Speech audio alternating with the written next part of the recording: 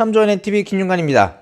오늘은 대전에서 2019년 12월 11일 경매가 진행된 사건 중에 중구 태평동에 쌍용예가 107동 경매 물건을 분석해 보도록 하겠습니다. 사건 번호가 2019 타경 3820이었고요. 감정가가 3억 1,800만 원이었습니다. 입찰 보증금은 당연히 이 감정가의 10%겠죠. 그래서 3,180만 원이었고요. 면적은 84.9, 34평형 아파트입니다. 경매는 임의경매 사건으로 진행을 한 건데 여기 중복이라고 되어 있죠. 2019 타경 3,820번하고 2019 타경 102,482번 사건이 중복된 경매 사건이라는 거예요. 그래서 채권자가 2명이고요. 소유자 채무자가 있었습니다. 그리고 그날 9명이 입찰을 했습니다. 9명이 입찰을 했고요. 낙찰된 가격은 3억 5,677만 원이에요. 2등으로 입찰하신 분은 3억 5,620만 원이었습니다. 얼마 차이가 안 났고요. 이날 이게 9명이 들어온 게 굉장히 적게 들어온 거예요. 원래 한 20명에서 30명 정도가 들어왔어야 맞는 건데 여기에 선순위 임차인처럼 보이는 분이 계셨습니다. 그게 이제 분석이 안 되다 보니까 많이들 안 들어오신 것 같고요. 보시면 가격 시점이 2019년 3월 달이고 여기 아파트가 보존 등기된 게 2009년입니다. 24층 중에 17층이었고요. 말소 기준이 2015년 2월 달이었고 배당 요구 종기는 2019년 6월 3일까지였어요. 이날까지 배당 요구해야 되는 사람들은 꼭 배당 요구를 해야만 배당을 받을 수 있다 이겁니다. 근데 임차인도 배당 요구를 해야만 배당을 받을 수 있는데 이분은 배당 요구를 하질 않았어요. 전입은 어떻게 돼요?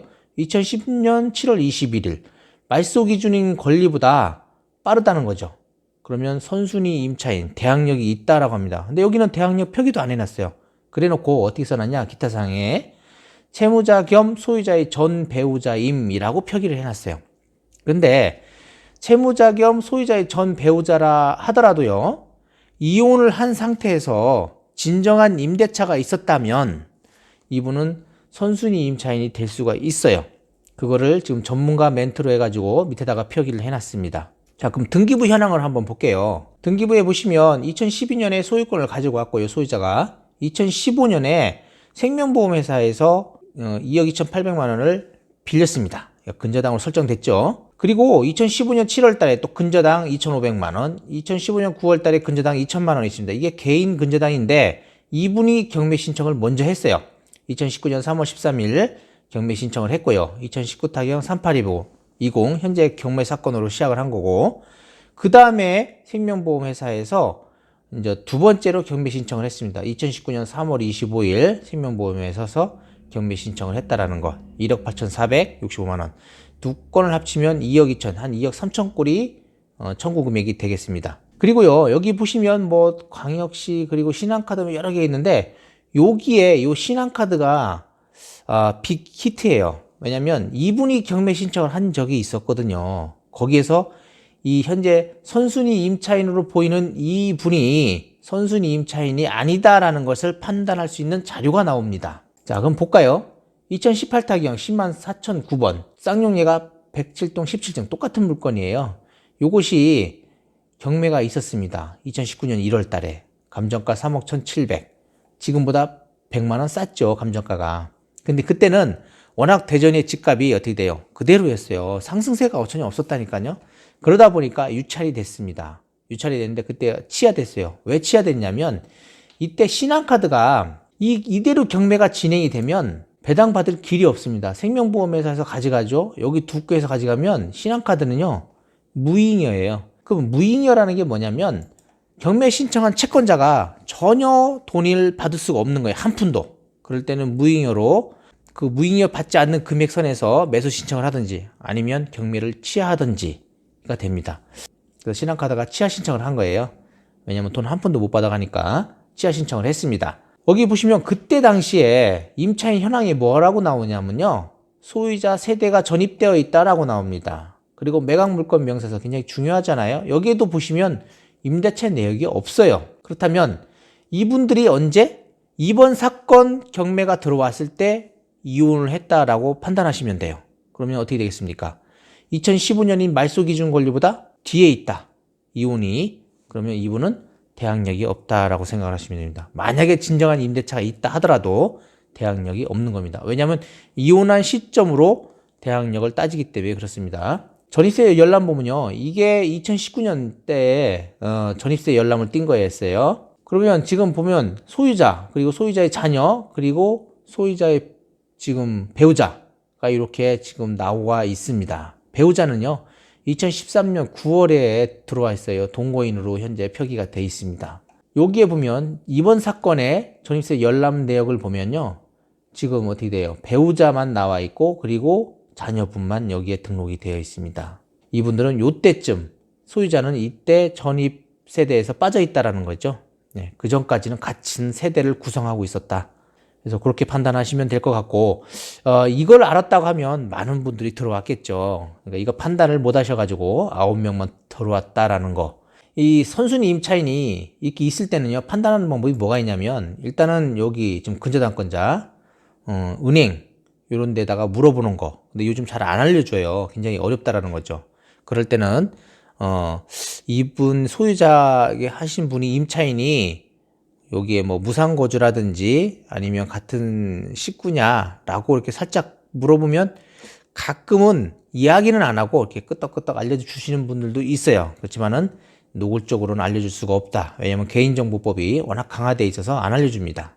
아니면 그 밑에 후순위 근저당권자가 좀 잘 알 거 아니에요. 돈을 빌려준 사람이라면 그분한테 이제 물어볼 수도 있는 거예요. 이때쯤 이분들 이혼했냐고 이런 식으로 물어볼 수도 있는 겁니다. 그런 식으로 해서 판단을 좀 하셔야 돼요. 아니면 임장에 가갖고 직접 방문해서 물어보는 수도 있겠죠. 근데 그분들이 잘 안 알려줄 거 아니에요. 탐문을 하든지 해서 이렇게 서류로 이렇게 판단을 해서 확인하시고 등기부를 자세히 보시면 이분들이 지금 이렇게 사건 번호들이 많아요. 이 사건 번호에서 조회도 한번 해보시면 가능하기도 합니다. 그러니까 그런 거 분석을 잘 해보시면 될 것 같고요. 이날 같은 날이에요. 태평동 바로 옆에 있는 거거든요. 여기서 멀지 않습니다. 쌍용역에서. 여기는 몇 명이 들어왔냐면 20명이 들어왔어요. 헌아파트고 평수는 좀 더 큽니다. 원래 평수 큰 데는 덜 들어오게 돼 있어요. 근데도 많이 들어왔다라는 거죠. 20명. 예, 여기는 아무런 문제가 없어서 이렇게 많이 들어온 겁니다. 1억 9,400 많이들 들어와서 그런지 어떻게 돼요? 낙찰은 2억 6천 134%입니다. 이분 지금 받은 가격선에 거래가 되더라고요. 그러니까 2억 7, 8천 정도의 물건이 나옵니다. 여기가. 그래서 2억 6천대 받아갔고 개인이 받아갔고요. 여기도 마찬가지예요. 바로 밑에 사람이 2억 5천3백만 원대 차순위가 있고요. 여기도 은행에서 임의경매 사건입니다. 지금 아까 본 쌍용예가 있잖아요. 이거에 대해서 한번 가격을 분석해 보도록 하겠습니다. 이게 부동산 지인이라는 데서 앱에서 이제 본 겁니다. 자, 요 평형대 물건이 어떻게 3년 물건입니다. 이게 좀 쭉 그래프가 계속적인 상승을 보이다가 언제 2018년 한 요때쯤이죠. 2018년 한 8, 9월 달이겠네요. 가격이 좀 떨어졌다가 다시 상승으로 쭉 올라가면서 상승이 되고 있는 시점입니다. 여기 좀 점 같은 걸 보면 요게 자기가 이제 내놓은 매물들이에요. 네이버나 이런 데 나와 있는 물건이고 요 세모는 거래된 겁니다. 거래 신고된 금액. 2019년 5월만 해도 지금 3억 2천만 원. 요게 보면 지금 3억 2천만 원. 이렇게 거래가 됐었어요. 그런데 언제예요? 2019년 10월 달에는 3억 4,600. 그리고 나와 있는 물건을 보시면은 3억 9천, 3억 8천. 현재 매물 나오는 건 3억 8, 9천에 나오는 겁니다. 지금 나와 있는 것들은 이렇게 가격이 상승이 되고 있다는 거. 3억 9천. 지금 101동 15층 나와 있는 게 3억 9천이고 실제 거래됐던 실거래가 신고된 거는 지금 3억 4,600, 한 3억 5천 정도가 실거래 신고가 돼 있다라고 생각하십니다. 그리고 실거래 신고가 보면은요, 2달이에요. 계약서 쓰고 2달 이내에 실거래 신고를 하거든요. 그러다 보니까 아직 지금 10월 달이나 요 이후에 실거래 신고들이 안 들어있는 것들이 많이 있습니다. 워낙 가격이 오르다 보니까 실거래 신고를 늦게 하는 수가 많아요. 그러다 보니까 지금 전혀 반영이 안 되고 있다. 그래서 여기 나와 있는 매물을 가지고 판단하셔야 될 것 같아요. 나와 있는 것도 지금 거래 종료가 뜨는 것들은 거의 거래가 됐다는 소리거든요. 그 가격에. 그러니까 그걸로 판단하시면 될 것 같아요. 네이버에서. 그러면 현재 이 물건은 3억 9천, 3억 8천 정도 된다. 그러면 현재 지금 받으신 분은 어떻게 돼요? 3억 5천6백, 한 3억 6천 잡는다고 하더라도 한 2천에서 3천 정도를 저렴하게 받으신 거예요. 그리고 여기 보시면 주식회사라는 게 있잖아요. 요즘 법인으로 해가지고 경매를 받으셔가지고 양도세 대신에 법인세로 이렇게 하시는 분들이 많은 것 같아요. 그래서 1인 법인, 꼭 경매를 내가 전문으로 하겠다 그러면 1인 법인으로 해서 이렇게 경매를 받아서 경비 처리로 떨구고 법인세로 양도세 대신에 법인세로 저렴하게 납부를 하시는 분들이 많이 있는 것 같습니다. 요즘 대전의 아파트값 계속 상승세잖아요. 아까도 봤지만. 그리고 세종시도 마찬가지입니다. 대전의 집값이 많이 오르다 보니까 대전의 집을 팔고 세종으로 넘어오시는 분들도 많고요. 또 세종시 내부에서도 많이들 움직이세요.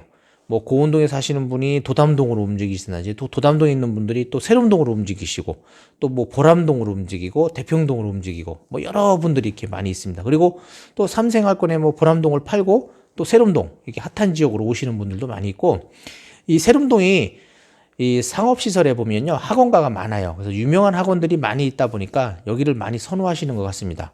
그래서 가격이 가장 많이 오르고 있고요. 지금 세lum동의 아파트 가격이 대전의 가격하고 거의 엇비슷하게 지금 가고 있습니다. 그래서 24평형 아파트가 지금 5억 정도 선에 지금 다 물건들이 나와서 거래되고 있고요. 34평이 지금 7억 중반대, 7억 5천에서 뭐 7억 후반대까지 지금 움직이고 있고, 38평형이 8억 중반, 9억 초반에서 지금 왔다 갔다 움직이고 있습니다. 그 이상으로 좀 계속적으로 오르다 보니까 이제 물건들이 많이 들어가서 실제 거래될 물건들이 거의 없어요. 그래도 거래하셨던 분들 중에서도 요즘 이렇게 계약 파기하시는 분들이라든지 뭐 배액 상환하시는 분들이 많은데, 그런 것은 좀 제가 볼 때는 안 좋은 것 같습니다. 그래서 뭐 상법이라고 하죠. 우리가 말하는 상도 이상이라고도 하는데, 이왕 거래된 거 깨끗하게 거래하고 다른 물건을 찾아보시는 게 어떨까 생각이 드네요. 그래서 왜 어차피 오르면 다 오릅니다. 그래서 제가 다른 지역에 물건을 찾아서 투자를 하신다고 하면 더 좋은 또 수익을 얹을 수 있는 거 아니겠어요? 그래서 일단은 거래된 거는 계약을 하시고 넘겨주시고요. 우리 서로 믿음이 가는 그런 거래가 됐으면 좋겠습니다. 그리고 부동산 찾으실 때는요, 다른데 뭐 더 주겠다 이런 이야기를 한다고 해서 혹하지 마시고, 내가 판 가격에 만족하는 그런 마음을 가져야 될 것 같습니다. 그렇게 되기를 바라고, 이상 여기서 영상 마치겠습니다. 좋아요, 구독 부탁드리고, 세lum동 아니면 세종시 아파트 좋은 물건 찾으실 때는 위에 있는 전화번호로 전화 주시면은 저희 사무실에 유능한 여자분 두 분이 계세요. 이제 그분들이 좋은 물건 찾아줄 겁니다. 네, 꼭 한번 방문해 주시고, 뭐 지나가시는 길에 오셔갖고 차 한잔하고 가시면 좋을 듯 싶습니다. 그리고 경매에 관한 거 모르는 거 있으시면 저희 사무실 들리세요. 제가 뭐 이렇게 중요한 거 이렇게 좀 이렇게 물어볼 거 적어가지고 오시면 제가 자세히 알려드리도록 하겠습니다. 감사합니다. 구독, 좋아요 꼭 부탁드릴게요.